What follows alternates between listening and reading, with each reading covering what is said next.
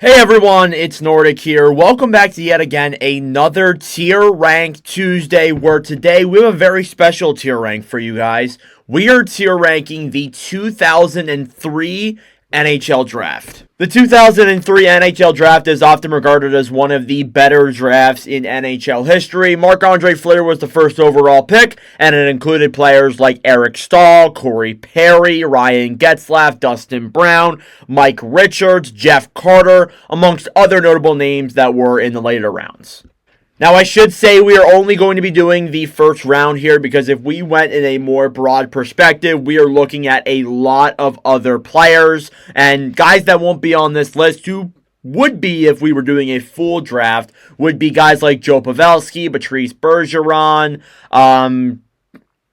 Louis Eriksson, Shea Weber, David Backes, Dustin Byfuglien, Lee Stempniak, just a lot of other names there of guys that could be on this list if we did a full draft, but I don't want to be here for a full hour. If you guys do want to see like a full 2003 draft tier list, we don't go through all 7 rounds, but we go through all of the players who I kind of just listed. Let me know in the comment section down below. That'll be more of an off-season thing we'll do because that is a much bigger thing to do mid-season. But yeah, without further ado, let's get into the tier list. So there's a few ways that we could really kind of, look in terms of this draft. We could look at it in terms of, how the players impacted for their team. But I think it's better off to kind of look at these players' entire careers and look through the entire first round and how these guys overall were as players in the NHL. So we're going to start with Marc-Andre Fleury, the first overall pick. We have the entire first round here in alphabetical order. It was funny when I was looking through this, there were so many names that just kind of really threw me back in time. So Marc-Andre Fleury, still one of the few players on this list who is still active. I believe one of, 4 or 5 at this point, or maybe even 2 or 3 now. Fleury was the first overall pick, won 3 Stanley Cups with Pittsburgh. I wouldn't say he has been a really good goalie, like a elite goalie. Actually, I'll take that back. I think he definitely has been an elite goalie at one point, and was an elite player throughout his entire career. Again, we look at the winding down points of his career where he really wasn't that great. I still think, though, that he was, through his entire career, he was an elite goalie. He's probably a fringe top 10, top 15 goalie all time when you're looking in terms of that. So, yeah, I would roll with Fleury there in elite. I think that's fine. Second overall to the Carolina Hurricanes at the time was Jordan Staal, who won a Stanley Cup with the Carolina Hurricanes. He started playing in 03-04. He went on to play until 2022-2023, where he went to the finals with the Panthers, lost, and then he went on and retired. So I think for Staal, he was a very consistent captain for the Carolina Hurricanes for a very long time. Would end up leaving to go to the Rangers, then went to the Wild, was an assistant captain there with Mikko Koivu. And he was always a, solid player at points in his career. I would say he's a great player. He never really was like a superstar or elite guy, but he still was a consistent 70-point scorer with his teams. There's only really 1 year in his entire career where he really had an insane season, and that was in 06-07 when they won the Stanley Cup. He got 100 points in that year, which is very good at the time. So, I think Staal overall in his career was a great player. I don't think he was anything above super special, but again, maybe I'm wrong. Again, I didn't see all of his career because I'm not really that old, but I think Staal probably fits in well there as a great player. Next up then we have Nathan Horton, who was the 3rd overall pick to the Florida Panthers. Horton did win a Stanley Cup.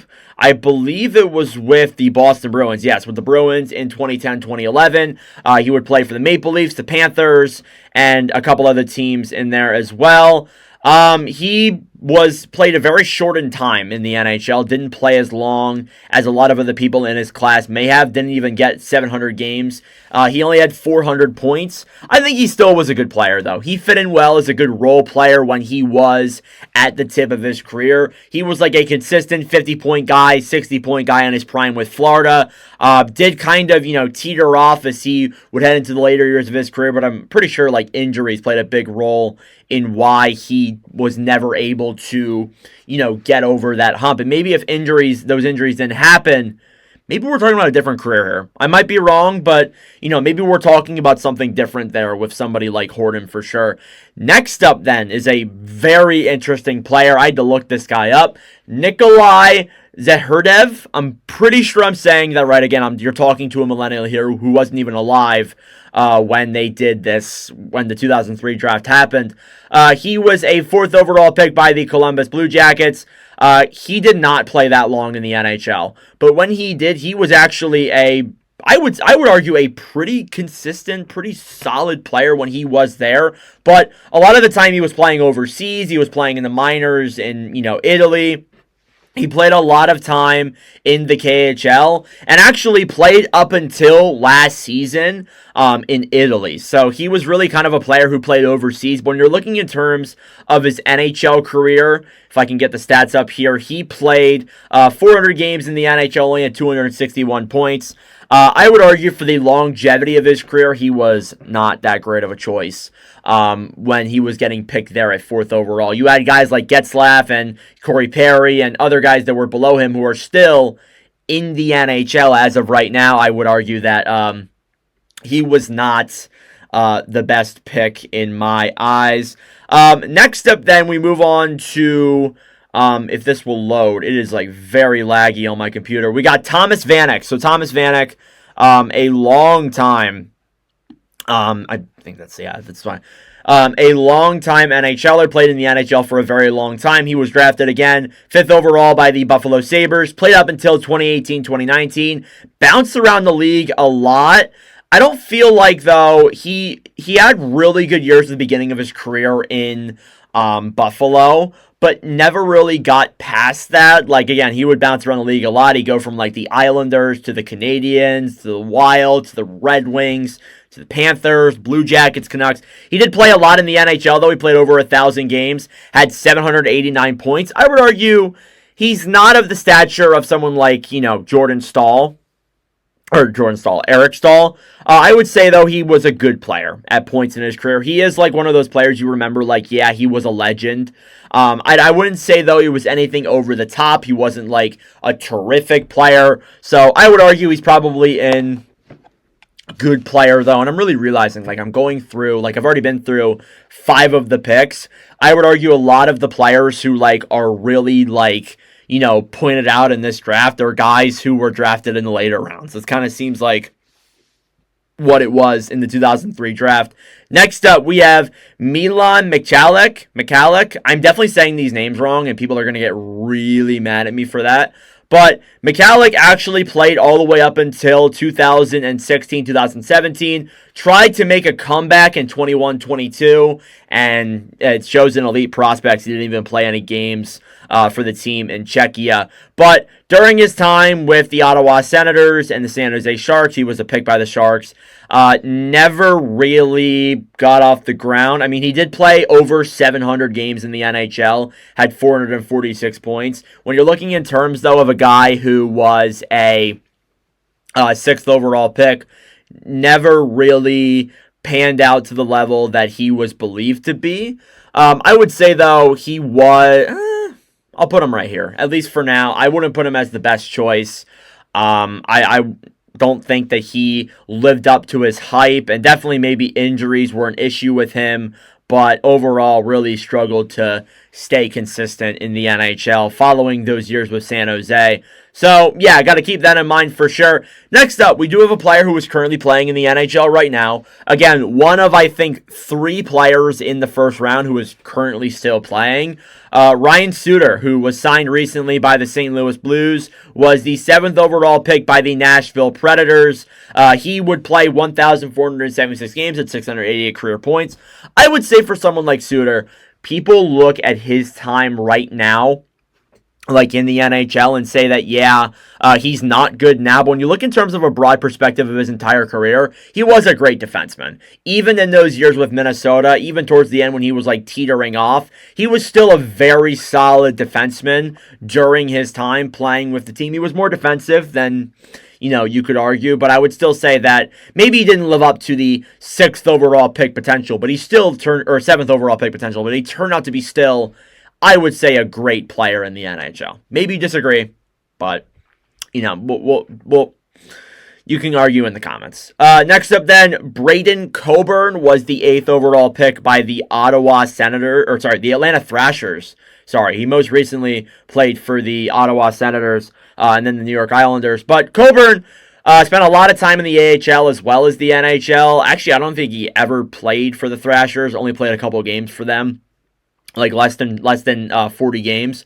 Would spend a lot of time in the AHL, did come to the Flyers, was a solid defenseman then. He ended up playing 983 games in the NHL, 234 total points. I would say he was a good player. I don't think he was that bad. I would say he was good in his time with the teams he played for. Again, he bounced around the league a lot. I don't believe he ever won a Stanley Cup, or he did win a Stanley Cup, actually. This is why I should do some research. Yeah, he won a cup with Tampa in 2019-20. You forget about players like him. He was a depth piece. He wasn't really that big of a player. He only played 3 games in that run. But, yeah, I mean, hey, he's got a cup. So I think he still was a solid player in his time in the NHL. Next up, Dion Phaneuf. Phaneuf was the 9th overall pick, I think, by the Calgary Flames, I'm pretty sure. By the Calgary Flames. He actually, spent a lot of time with Calgary, spent a lot of time with the Toronto Maple Leafs. Didn't play as long as some of the other players in his time. In his time, he would end up wrapping up with the LA Kings in 2018-19, amounting to a 1,048 NHL game career. Had 494 points. I think he was all right. I think he was good enough to last as long as he did in the NHL, but was never really a massive point getter. But again, he did play in eras where the trap was a thing and scoring was lower than it is now. But I think he still was a good player. Was a captain for Toronto in the really dark days, but still I think was a solid player when he was in the NHL.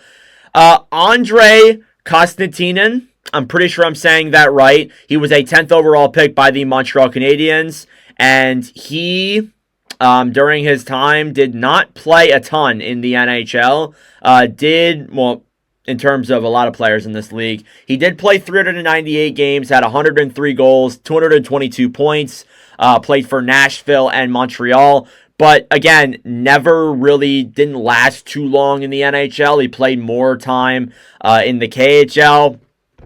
I don't think it was a great choice. He may have been a legendary player at his time. By legendary, I mean just like a well-known player like in that generation, but overall never really turned out to be much. So I'm going to put him in not so good. I don't think he was that good of a pick. I don't know if he was, you could argue he was a bust, but not the best pick there in my eyes. Next up then, Jeff Carter. This will be a fun pick. Carter recently retired last season with the Pittsburgh Penguins. He was drafted by the Flyers, 11th overall. He would win 2 Stanley Cups with the Los Angeles Kings, I believe, right? Yeah, with the LA Kings. He would go on to play at that point 1,321 games, had 851 points. I would argue he was a great player. I think he was great when he was with especially like with LA, and people forget about that. Like he was with those teams that won those cups. He never really had like he was very consistent. He was more of a consistent guy rather than scoring a ton of points. Like his best season I think was it was 84 points with Philadelphia in 08-09, and then after that it was like 66 with LA in 2016-17. So apart from that, never really like scored at a high rate, but was still a great player in the NHL. Moving on to 12th overall, we have Hugh Jesseman. Pretty sure I am saying that right.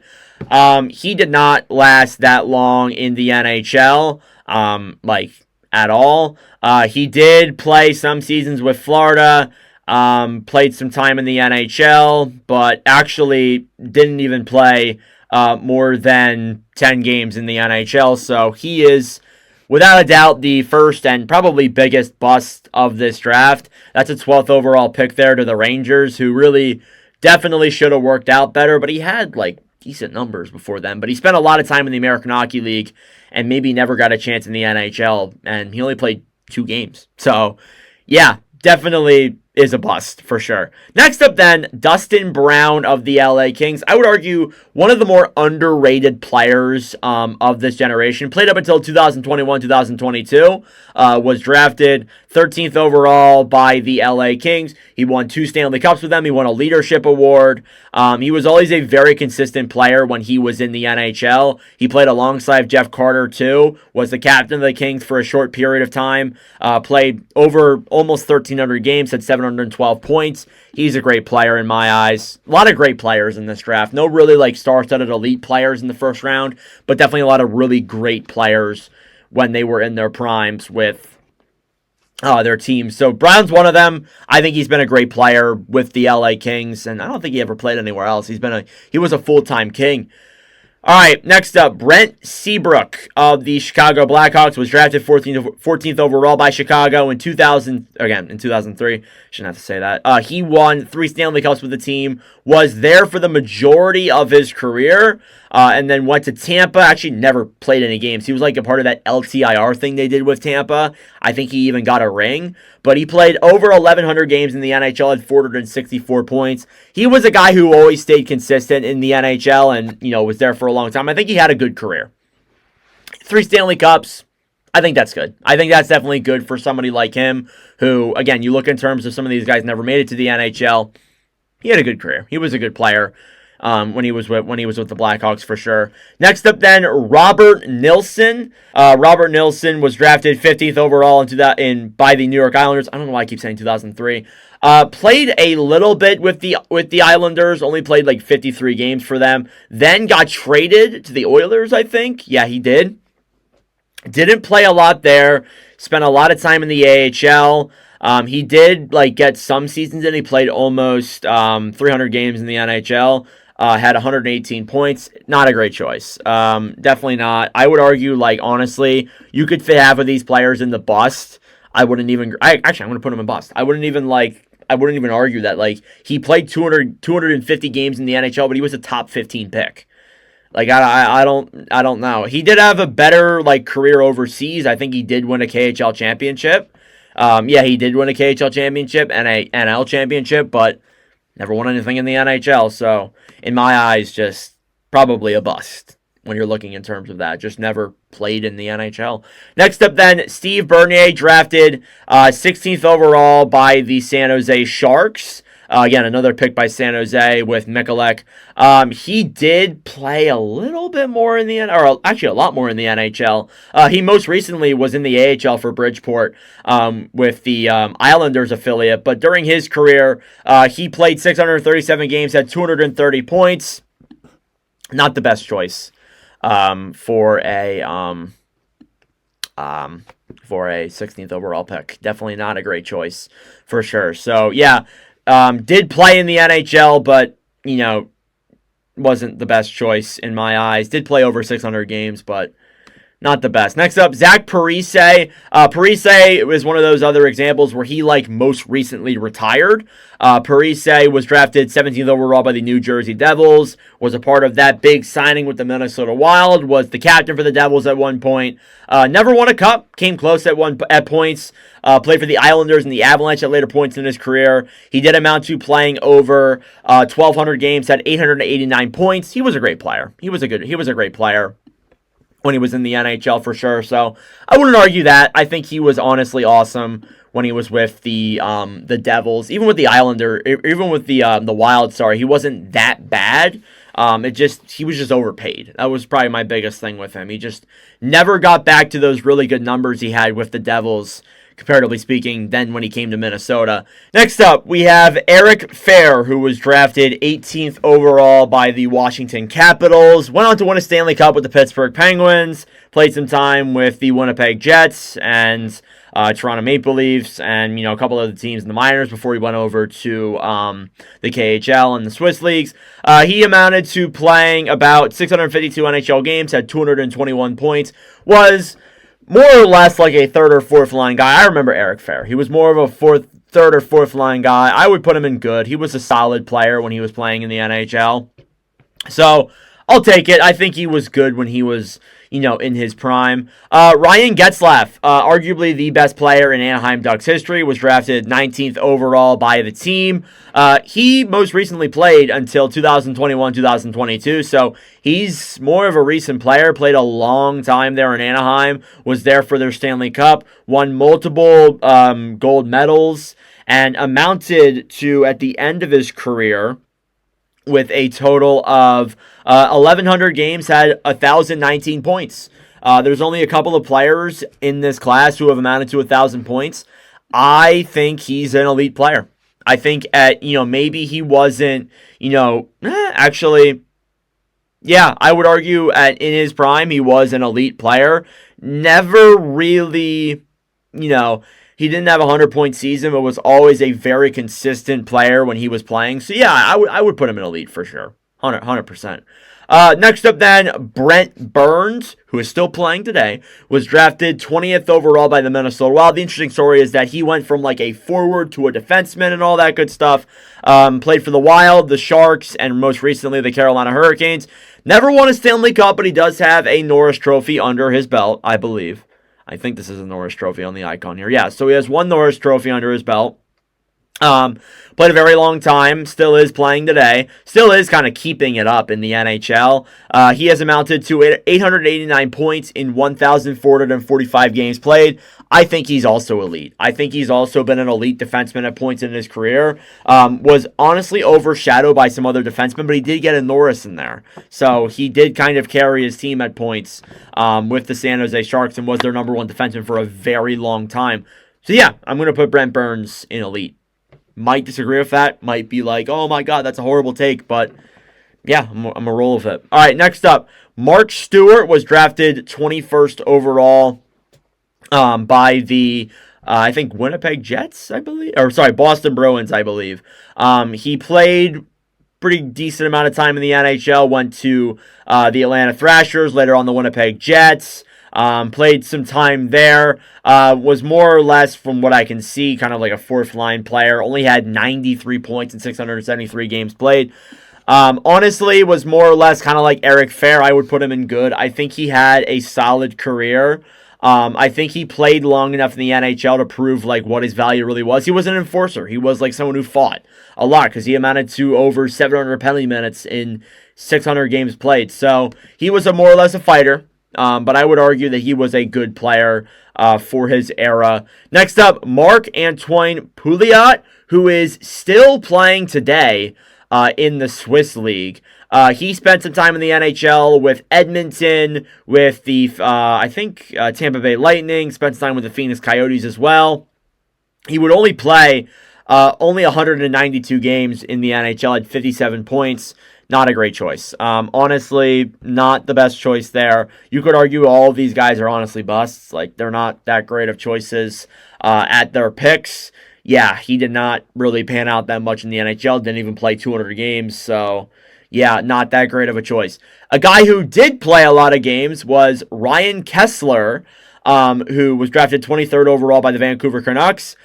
Did win a Selke Trophy at one point, so that's a pretty impressive margin there. Had some very good seasons with the Vancouver Canucks. Did play good with the Anaheim Ducks as well until he winded down his career in 2018-19. Through his career, he played just over 1,000 games at 573 points. He was a great player. He was a great player when he played. It just sucks that he was never really able to, kind of get to that elite status. He did have some really good seasons, but was never really like an elite player in the NHL. So it's kind of what we'll go with there. Next up then, Mike Richards. Richards was drafted 24th overall by Philadelphia in that draft. He played 749 games, had 487 points. Dealt with a lot of issues with drugs and things like that, and never really was able to kind of get to the level that we thought he was going to. He actually had some really good seasons with the Flyers, put up 75 points, 80 points, 62 points, and 66 points in like a four-span season. But after that was very inconsistent. I would argue, though, he was a good player when he was in the NHL. Wasn't entirely too special, but still was very good, I would say. Anthony Stewart, drafted 25th overall by the Florida Panthers. He would play some time in the NHL, but not a ton, if we're being honest, like looking at it. He only played like a little bit over 100 games. Played a lot of time in the KHL and all of that. He would amount to playing 262 games, had 71 points. Yeah, he was. I'm going to put him in here as well. He wasn't that great of a choice. Again, you're looking at a lot of players here who, weren't that great of choices, which is why I don't get when people say that the 2003 draft is so good. Yes, there are a lot of players in the later rounds who really panned out, but in the first round, it's pretty brutal. It's not really that great.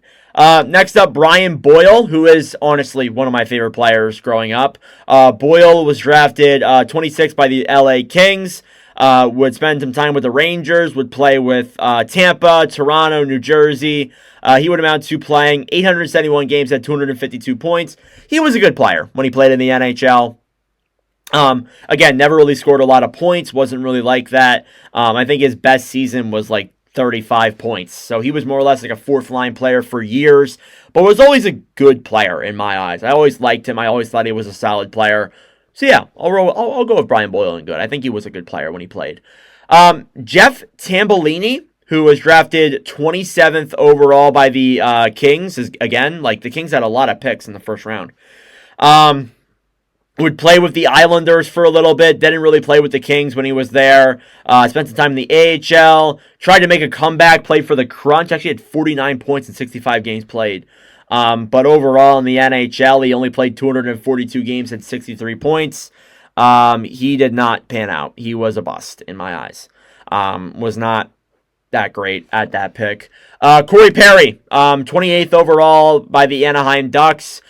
Perry is still playing today. Again, one of the few players who is still playing on this roster, but played for the Mighty Ducks, played for Anaheim when they were there, had some really good seasons with Anaheim for sure, but has been a consistent NHLer, had 1,342 games, 915 points. He was a great player. He's been great in the NHL in his career. Has teetered off, though, towards the end, but was still a great player when he was in the NHL. So, yeah, I would roll with he was great. Two more players. Patrick Eaves, who was drafted 29th overall by the Ottawa Senators at the time. You look at him, he played a lot of time in the NHL, was a good defensive defenseman, played for Detroit, Carolina, again, Ottawa, Anaheim, Dallas, Nashville, played a lot in the NHL, 633 games, 242 points. I'd say he was a good player. I'd say he was good in terms of how long he played. And then finally, Sean Bell, who was the 30th pick in this draft, the final pick that went to the St. Louis Blues. Bell would play little to no games in the NHL. They never really had a season where he played more than 10 games. He only played 20 games in the NHL, had an assist. Never scored in the NHL. Played a lot more in the AHL, but was more or less a guy who did not stick around hockey that long.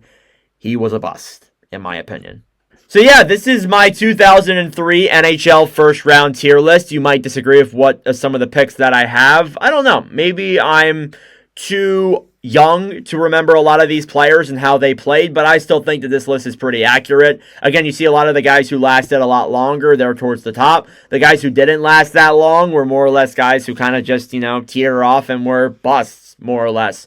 So yeah, this is my 2003 first round tier list. Let me know your thoughts in the comment section down below. What did I get right? What did I get wrong? Thank you guys for watching. If you enjoyed, make sure to subscribe down below. I really appreciate it. Again, we're going to keep on going with these. We got another one next week. Maybe we'll do 2015 draft or something like that. But let me know your thoughts down below. Thank you for watching, and I'll see you guys in the next video.